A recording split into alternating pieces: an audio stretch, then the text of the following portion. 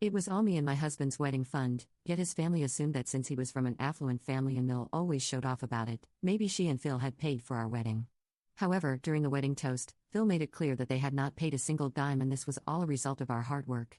He also talked about how proud he was to have an accomplished daughter-in-law and never imagined that his son could finally lock down someone as intelligent as me.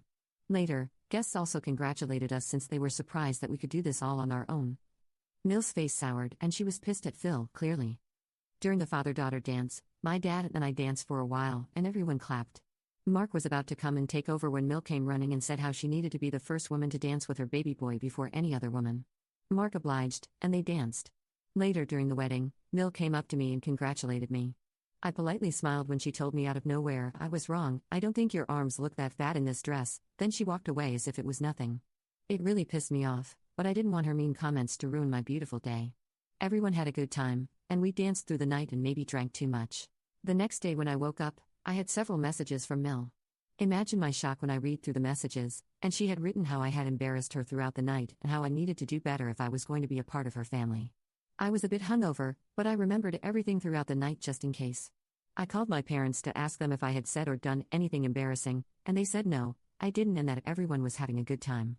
Later, when my husband woke up, I showed him all the messages, and he told me to ignore them. I got a bit suspicious, so I asked him to tell me what Mill meant. This is when Mark revealed that throughout the night, Mill would come up to him and tell him how I was having too much fun. If I was even dancing with my cousins, she would tell Mark how I was a wild horse, and he needed to control me since we were now married.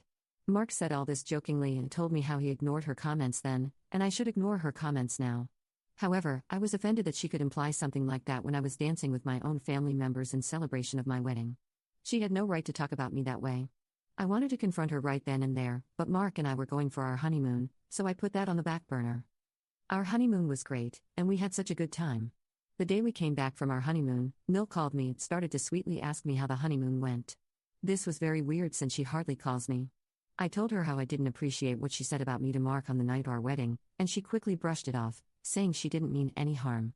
Then she continued to pry into our honeymoon and kept asking if we had a lot of alone time. I asked her to be straight up with me since I didn't think our honeymoon was any of her business, but Mill started to say how she simply wanted to know if she was going to be a grandmother soon. I almost gagged when I heard that for two reasons. The first reason is I just got married, and it was not even a week. She expected me to become a breeding mule for her dream of becoming a grandmother. Secondly, both Mark and I never want kids. We had discussed this long before we got serious with each other, and our opinions had never changed. We did not want to raise kids, although we had nothing against children.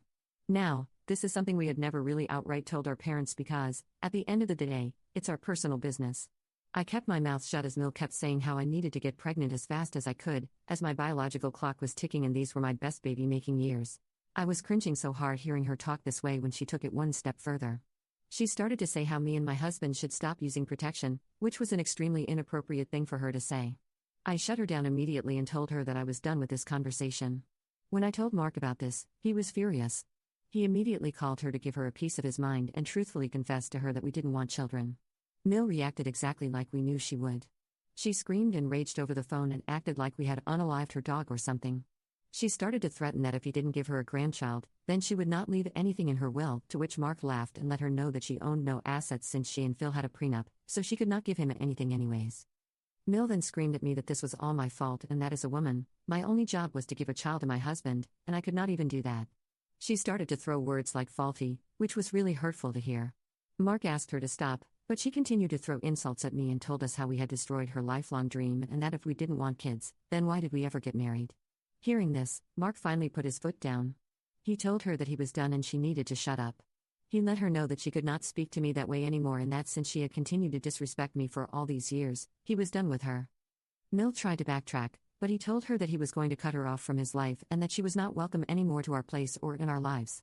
He warned her that if she ever showed up, we would directly call the police and embarrass her in front of our neighbors. We knew how much she cared about other people's opinions. Since then, we stayed true to our words and cut off all contact with her. Phil did try to intervene once, but after talking to Mark and hearing the full story, he supported our decision. Over the years, my parents and Phil have met several times, and we never invite Mill over. Thankfully, she has respected our rules and boundaries. In December of last year, we got pregnant accidentally. We were shocked since this was something that we didn't want, but we were in good places in our life, so we thought we would just go along with it. Everyone found out the news and called us to congratulate us. Mill sent a bouquet of flowers and a letter of apology to us. She had written how she had thought long and hard over her behavior and had changed after years of therapy.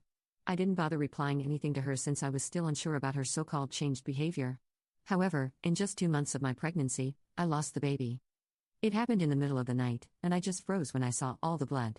I woke up Mark crying, who immediately drove me to our nearest hospital.